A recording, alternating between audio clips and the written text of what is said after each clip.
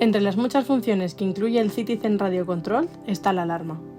Aprenda a configurarla.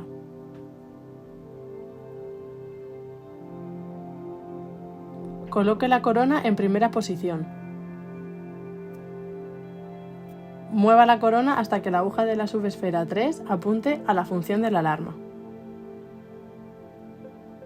Coloque la corona en segunda posición.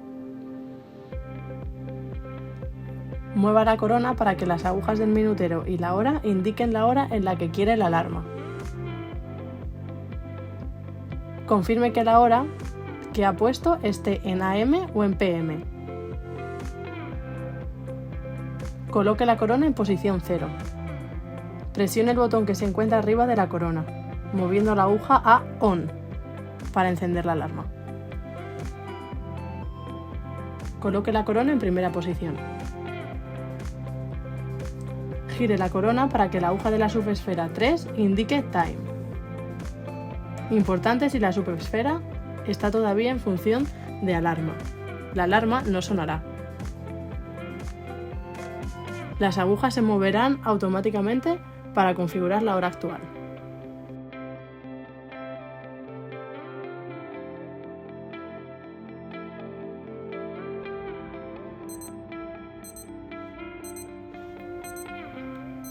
Ahora podrá disfrutar de la alarma en su reloj sin depender de nadie más.